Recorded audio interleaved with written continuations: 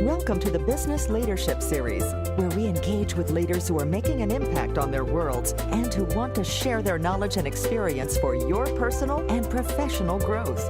The following interview is designed to inspire you to become the best leader you can be.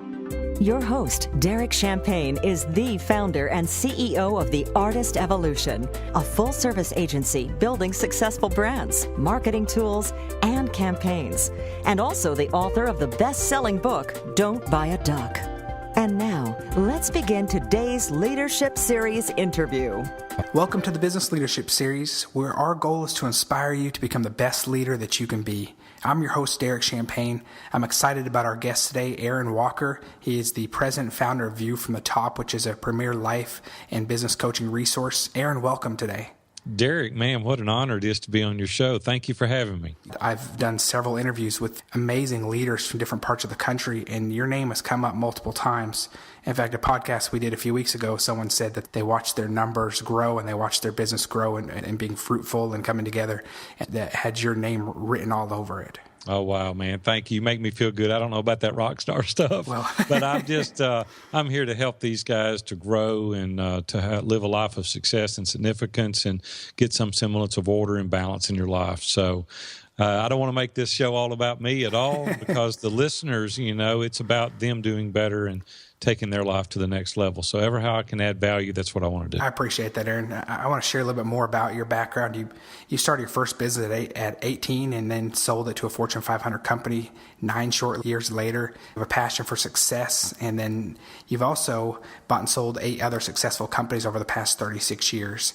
And something else interesting about you, you're in a mastermind group for more than a decade with Dave Ramsey, Dan Miller, Ken Abraham, and many other notable Nashvillians. And you've been married for 35 years to your wife, Robin. Soon to be 36 next month. Congratulations. Yeah, we're pretty excited. You know, we can go back and kind of give you a 30,000-foot view of this a little bit. Please. And if you want to, we'll break it down a little bit, and I'll tell you some things to do and not to do going forward. But, Derek, first, I came from a very humble background. I didn't come from a privileged setting at all. My family didn't have any money. Matter of fact, we were pretty broke, quite honestly.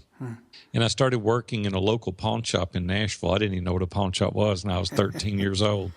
Fell in love with that business at 15, decided to go into that full-time, went to night school and summer school for about 18 months, graduated at the beginning of my junior year in high school. I didn't have to go my junior and senior year because I had enough credits to graduate. Kind of held off on the graduation, went back and graduated with my class because they'd been my buddies. You know, we'd been all through school together. And then at 18 years old, I met a couple of guys that had a lot of money. And we formed a partnership, opened up our own pawn shop. We opened a second store when I was 21. Then when I was 25, a third store, and 26, a fourth store. And then a Fortune 500 company came to Nashville, was growing through acquisitions, and made me an offer I couldn't refuse. Robin and I had decided to delay gratification. We could have increased our lifestyle, but instead we put all the money back into the business so we could grow it to have something big enough, hopefully, at some point to sell. And that's exactly what we did. So for all practical purposes, at 27, I was done. Wow. And that sounds all, you know, luxurious. It's like, oh, wow, that's the American dream. Right. Well, there's certain good things to that. And then later there was things that I'll kind of reveal to you that weren't so bright and shiny. Sure. And I had no reason to get up. There was no purpose. There was no meaning. And everybody says, man, I'd like to try that for a while. And it was fun for a little while. But then each and every day you do what you want to do, and you don't have any purpose or meaning. There's no reason to get out of bed. I gained 50 pounds. I started getting depressed. I was getting in the bed in the middle of the day. Robin woke me up one day, and she said, man, this is not the guy I married. Where did all that zeal and passion go? Wow. And I said, you know, Robin, I don't really have any reason to get up. I mean, there's nothing to do. I mean, I can go hunt or fish, and that's fun. But when you do it every day, it loses its luster, right. You know. And so anyway, I went back and went partners with the guy I started with when I was a kid. We built that company very successful. We quadrupled the size of the company in about 10 years. And then, Derek, something happened that I'll share with the audience, and I want you to pay attention to this if you don't hear anything. Okay. My life changed radically August 1st, 2001. I was headed to the office. I was 40 years old. Everything was great. You know, it's a hot, muggy day in Nashville. And I'm driving, and there's a guy crossing the road to catch a city bus, and he didn't look my way. And I ran over and killed a pedestrian. And to be honest with you, even telling the story, and I've told it many, many times, it doesn't diminish the fact that someone lost their life that day. And it was very tragic. The guy was 77 years old. His name was Enrique. He lived in the Philippines originally, and he was headed to Lowe's to buy some things for his family, not knowing when he left that that would be his last time. He'd never return. And I don't mean to emphasize how dramatic this was, but the truth is I started thinking, what if that was me? What if it was my last day? What would people remember me as? And I started thinking about my legacy. And Derek, my legacy up to that point would have been, well, he came from nothing. He didn't have anything. And at 27, he retired. He had a nice house and all the toys and the vacation home and all the stuff. And I don't want to diminish having things because I like having nice things now. I just don't want to make it the most important thing to my life. Right. But here's what was missing, Derek. There was no significance in my life. There was nothing that I had made an impact on other people's lives other than my immediate family. So Robin and I decided to sell our business, and we did. We took a 5-year break. We traveled. We built another house. We kind of got our legs back under us a little bit. You know, you don't just kill somebody through an accident and get over it. I mean, You got to deal with it. So I'm a Christian by faith, and so God's grace is sufficient to cover all, and he covered that for me and walked me through it. And here we go again. I'm taking a nap. I'm getting fat again. And Robin wakes me up, and she said, okay, big boy, you've taken off 5 years. It's time you get back to work. So we went in the construction business, and we built a very successful construction company. We were chosen 3 consecutive years in Middle Tennessee as being the number 1 builder. And then at 50 years old, I retired. So that was about 5 years ago. And Dan Miller and Dave Ramsey looked at me and said, well, what are you going to do now? And I said, I'm not going to do anything. I'm going to enjoy the good life. And Dan Miller said, listen, Aaron, you've tried this 3 times, and this retiring is not super well. They know you too well, right? Yeah, and you need to coach. And I said, I'm not coaching anybody. And he said, no, seriously, man, you got 30-plus years of business. You and Robin have been married 30-plus years, and you got a lot to tell. And so he invited me to do Innovate, and I did that out at his place, the Sanctuary, and Dave Ramsey invited me to do Entree Leadership Mastery Series. And Derek, I fell in love with it. It was like amazing. Right. So I started coaching, and now we have 7 mastermind groups. We have a community that people from all over the world are participating in. We have national and international clients. And Derek, I'm having the time of my life. Wow. Right now, more so because I'm helping ordinary men become extraordinary. First of all, thank you so much for sharing your story, and as well as you share it through, I know that there was some real valleys that you had to go through to get to where you are today, and so I don't want to diminish those at all, because I talked to someone a few weeks ago, and they said, we got through it, and I said, yeah, but tell me about that. Tell me about that time. Was that a day? Was it a week? And they said, no, it was 18 months. And I said, okay, that gives us hope. Tell me about the process, though, of someone that might be going through something right now that they're just trying to pick themselves up each day. How do they get past that to live a successful and significant life? And just give insight. You've been there. Yeah, there's, we could talk for hours on this subject, and I'll see if I can condense it down to the way that I work through it. So first of all, it doesn't matter who you are, how successful you are, you're going to have peaks and valleys. You can't get enough money, you can't get enough status that you're not going to have peaks and valleys. Oftentimes, not to your own fault, but things just happen to us. Bad things happen to good people. It's just the way it is. Right. And some things we cause. And so regardless of it, nothing identifies you going forward. It's only the things here back. And so whatever it is, don't let that identify who you are. Our identity is not tied up into our position. It's not tied up into our possessions. We got to be really careful what we tie our identity up into. It would have been very easy, Derek, at that time to say, you know what, I've got enough money and I don't have to do anything. I'm just going to sit on the couch and I'm going to sulk my way into eternity with going through this tragic, horrible accident. But I chose not to. And we have to choose everything. It's just like happiness. Happiness is not a trait, it's a choice. In the same way with getting over tragic events in our life, you can let it identify you, who you are, but you can choose not to as well. So who's listening right now, I know that you're going through a tough spot, possibly. Get people around you. We're designed to be in community. We're not designed to be in isolation. The worst thing you can do is retreat. And if you go off to the side, close everybody off, it's the worst possible thing you can do. You need to get trusted advisors around you. You need to get people that really care about you, that have your best interest at heart, and pour into those people. Tell them honestly. And it's okay to say, I'm hurting. This sucks. This is bad. I wished I weren't here. I'm mad. I'm angry. Share all that. Right? Share it with the people and let them help you. Let them hold your arms up in a time that you can't do it on your own and walk you through these trials and these tribulations and these troubles. I promise you right now, when you're in the midst of it, it's the darkest time. But I promise you there's a light at the end of the tunnel. And if you continue to march that way with the help of other people, you can work your way out of it. Thanks, Aaron. That's powerful. I appreciate you sharing that. So tell me about being intentional with living a successful and significant life. I've hit 40 myself. When we do these podcasts, I talk to many entrepreneurs that have had financial and business success. And then we talk about the fat cat syndrome and how do you stay motivated. And you do achieve a certain level of success and your needs are met and you have the things that you maybe desired from your house, your car, those things.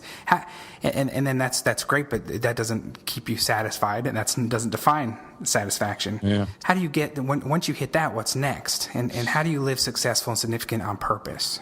Yeah, those are great questions. Well, let me say this first and foremost.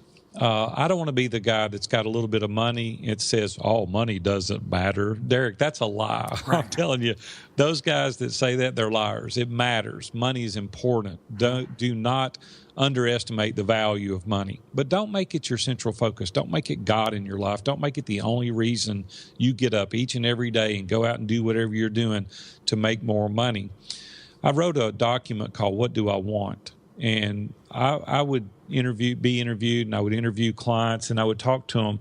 And over again, I would ask the question, what do you want? Like, Derek, what do you want out of life?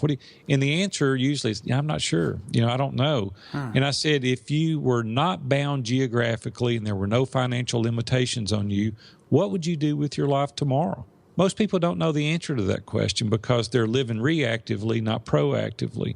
So the first thing you got to do is you got to decide what you want.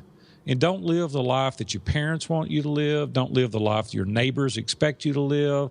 Don't live the life that your brother's living. You're an individual. And if you're married, you and your spouse, like Robin and I've done, sit on your front porch and go, what does it look like in 3 months? What does it look like in 5 years? What does it look like when the kids are gone? What does it look like in retirement? What do we want? Robin and I had a lot of stuff. And we got to a point where the stuff owned us. We didn't own the stuff because every weekend we were having to maintain this big house and this beautiful yard. And I was missing stuff that my grandkids were involved in. I was missing stuff that my children were involved in. My kids are 30 and 33 now. I've got 5 grandchildren. Wow. I don't want to be out cutting the grass on Saturdays. I want to be at the ballpark watching my grandson hit a home run. Right? And so we got to decide.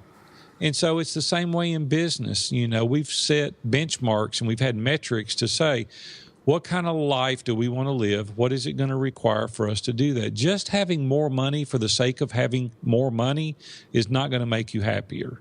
I don't care how much money you get. You always move the benchmark. It's always moved. Well, you know what? If I'm this happy with this much money, $50,000 will make me 50% happier. It's not true. See, here's the thing you got to realize. From $0 to $70,000, there's a significant difference in the way money makes you feel. But from $70,000 forward, it's almost infinitesimal as to what money does for you. Because when you get it, you go, man, this is nice. But you know what? It really didn't do for me what I thought it was going to do for me. It's because value is found in relationships, not in possessions. And if you really want to feel significant, invest in long-term relationships. You got to decide what is success. What does that even mean? To me, it means having some financial security. Right? I said earlier, I don't want to minimize that. I like having the money. I can pay my electric bill. I can buy groceries. I can take a trip. I like that. It feels good. I enjoy that. The second thing is my schedule. For me, success is having a schedule where I can go, yeah, I just don't think I'm going to do that today. Or I think I'm going to go over here. Or I think I'm not going to work at all. So for me, that's just a measure of success. But the biggest measure of success for me is having an engaging family and meaningful relationships. And I can sit here all day and talk to you about the value of relationships. If you really want a successful life, you pour into relationships. You bring an attitude of giving and not an attitude of getting. Adam Grant wrote a great book called Givers and Takers, and we're one or the other. I want to be the giver. Significance is the other part that I was missing up until 2001. Significance for me is helping people that can't help themselves possibly, or helping people that can't do anything for me. See, your motivation's got to be pure. If you're just doing things for people to get something, they'll find you out pretty quick. Right. And so don't do that. Then have the vision long term to make a difference in people's lives. How's other people's lives better as a result of having known you? And when you start evaluating that, you'll start doing things for other people, and your life will have more significance. Thank you so much for sharing that. So the next question I have then is, tell me how do you have balance then? We see that challenge of how do you juggle work and family, and I get done with work and then I'm a dad. I'm a dad all day, and so how do you find a balance of being a driven entrepreneur or business owner or executive, and then also finding the balance to do all the other demands, or to give 100% or give your best to each of those different important parts of your life? Yeah, thanks. Another great question. You got some good questions today. Well, I need to get these questions so I can print them. And I'll transcribe this, but I'm great. Well, let me say this first of all. There's not a such thing as balance. There's priority management, and you've got to decide what's important to you. See, like for me, there's a number of things. I could list about 10 things that are really important for me. And if it doesn't fit into that, I'm probably not going to do it, and because they're priority, right? We made priority a plural word in the early 1900s. It used to be a singular word, and we made it plural. There's not a such thing as priorities. You can't pluralize. It's either priority or it's not. And we speak with our actions, not with our words. We can say, yes, my wife is important, and we never carry on a date night. Yes, my wife is important, and we don't call her when we're late coming home for supper. Or yes, my children are important, but we choose a business deal over going to the ball game. They're not priority. If they were a priority, you would be at the ball game. If she was important, you would call her. I'm just saying that we can say anything we want with our words, but the people that we're saying it to are watching our actions. And so we've got to determine that is important, and you do that with your actions. The second thing is when I said that balance is a misnomer, it's a myth, is because balance means equal weight on both sides. And so you can't do that. You can't say, because they're not measured the same, you can't say, well, I'm going to work this many hours, I'm going to be at home this much time. There's no way to balance that. There's seasons in our lives, and oftentimes young entrepreneurs will have to do a little more working than they really want to, but don't make it a pattern. See, here's the thing. I don't want guys to become, and I coach guys, so I'm always saying, sure. It's gender neutral what I'm saying, sure. But I just reference men because I coach men. So here's what I don't want to happen. I don't want you to be successful at the expense of your family, because one day you'll come home with a pocket full of money to a house full of strangers. And in your mind, you think you're going to be successful. Actually, you're a miserable failure, because the kids and the wife don't necessarily care with how much money you've got. Sure, they want to pay the bills, but you spell love Time. And if you're not giving time at home where you should be giving time, they couldn't care less how much money you've got. Little kids want to pitch ball. They don't care that you got one more email to do, got to do that. There's seasons for that. And tell the family, sit down with them and say, Daddy's got to work this much time. I just want you to know it's not a pattern in my life. I'm not going to do this forever, but for this one job. And when I get done with that, I'm going to be back to normal. Okay? Don't forget that we're working to live our life. We're not living our life to work. See, money's a tool. and we need to use it as a tool. We don't need to make it the focus of our life. I went through the Panama Canal about a year and a half ago on a cruise. And when we went through the Panama Canal, they're called mules, and they're a cable that attaches to each side of the cruise ship, 2 up front, 2 in the middle, 2 in the back. And they pull it really taut, and it keeps the cruise ship right in the middle of the canal. If one of those were to come loose, it would crash into one side or the other of the canal. It's the same way in life. If we don't have people pulling on both sides of us, like an accountability partner, or we have mastermind groups that can keep us kind of in the center of the road, something will break. The tension needs to be embraced. Tension is your friend. If you ever don't feel that tension, probably chances are you're running off in the ditch. You want to always feel, should I go to this? Should I be at work? If that feeling ever leaves you, start worrying. Wow. Be concerned, because you're probably focusing on the wrong thing. Wow, that's powerful. The kids spell love, T-I-M-E, is powerful as well. Money Well, is here's the thing, Derek. Here's the questions that we have to ask ourselves. Why do you want to make more money? What are you going to do with it? We always say, it's better for my family. Well, it's a moot point if you don't know your family at the end of your career. Right? So just decide. My dad never had any money at all, but he was the happiest guy on the planet. Everybody loved my dad. You'd want to hug my dad 5 minutes after you met him, because it was relationships that were important. When my dad died in 2006, I stood at his casket and we greeted the people that came in the door. And a lot of people have heard this story before, but the line started 30 minutes before the doors opened.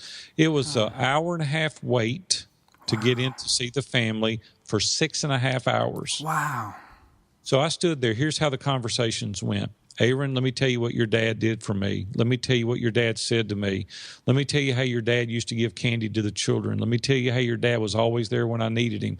Do you realize in 6.5 hours, Derek, not one person in 6.5 hours said your dad had a nice boat, a nice car, a nice truck, yet we spend 95% of our time trying to gain more possessions that no one even cares about to begin with.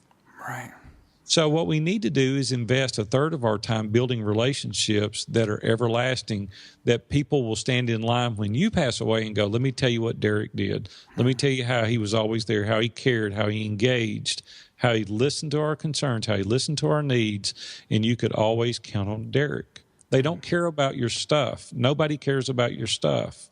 And so people care about the difference that you can make in their life. And how powerful if they would be telling that to my son. Yeah, that's really powerful. Tell me, Aaron, talk to me about mastermind groups and talk to me about accountability. You talked about needing that tension. How does one achieve that if they don't have that? Well, I've been involved in masterminds now for a couple of decades, and they've been game changers for me. And I needed people in my life that could be honest with me. I needed trusted advisors that had nothing to gain or lose by whatever they told me. And that's difficult to get. You know, when you got a family member, they kind of lick their finger and stick it in the air to see which way the wind's blowing because they're not sure. And then a business partner, you know, they may tell you a biased perspective, or someone that has something to gain or lose. You may or may not get 100% truth.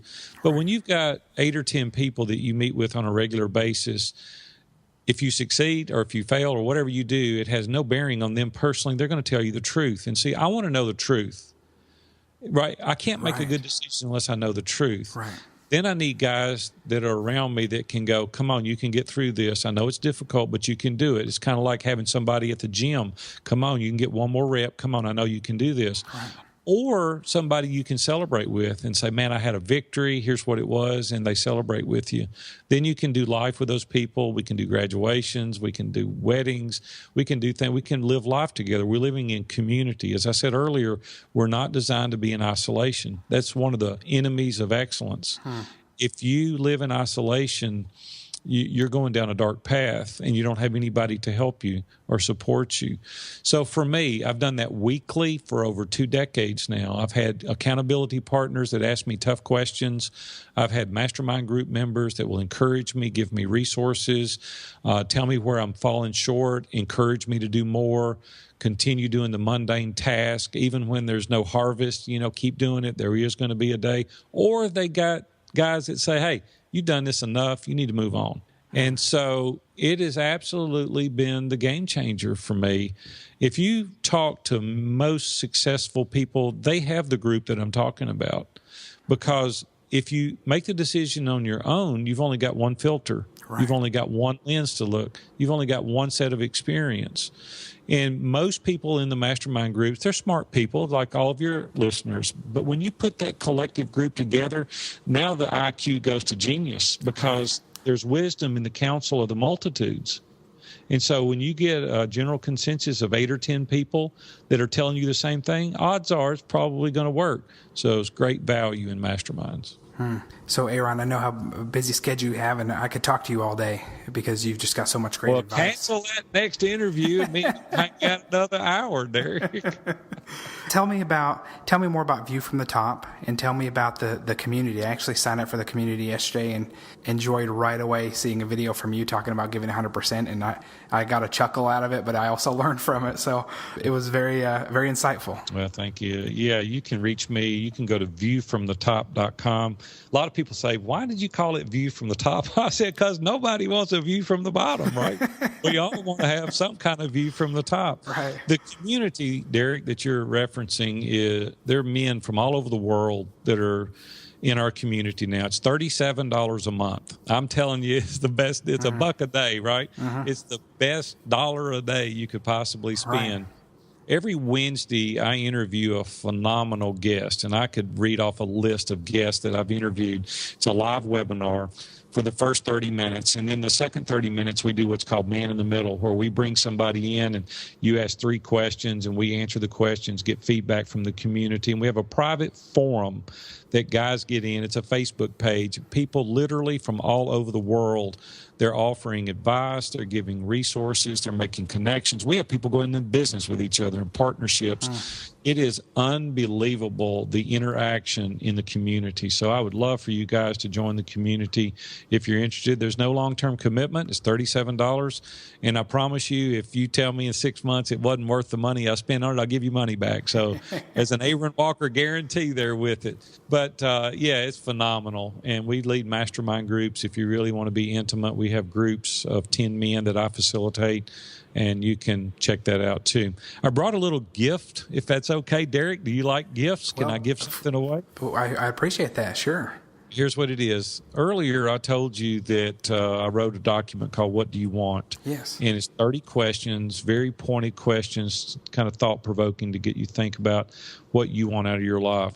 There's another document that I wrote called Personal Assessment. And in it asks you very direct, pointed questions. There's no right or wrong answers about your identity, your ideals, your relationships, your faith, your career, your family.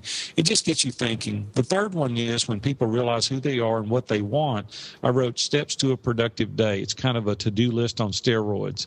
I'm a very regimented, methodical person, follow a same script each and every day because consistency is how you become successful and significant. So this document, I've taken the price off all 3 of them. I'm going to give them away to your audience. All you've got to do is go to viewfromthetop.com/business leadership, all in lowercase letters, and those documents are there to help you become more successful and significant. Wow, thank you so much, Aaron. I really appreciate that. That's the personal assessment, and I'm looking at it right now, actually.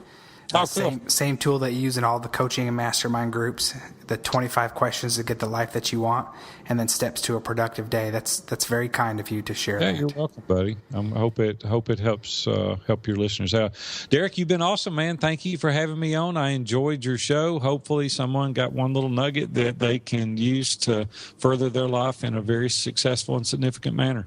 Aaron, again, thank you so much, and we look forward to following you and watching all of the amazing things that are going on around you and with those that you're leading. Thanks a lot, buddy. We'll see. You've been listening to the Business Leadership Series, where we engage with leaders who are making an impact on their worlds and who want to share their knowledge and experience for your personal and professional growth. This interview was designed to inspire you to become the best leader you can be. Stop wasting money on marketing and only do marketing that works. Order your copy of Don't Buy a Duck today. If you've ever felt lost, in need of a roadmap, if you ever wanted to get the right folks in the door and dollars in the drawer, you've opened the right book. Order your copy at www.don'tbuyaduck.com today. That's don'tbuyaduck.com.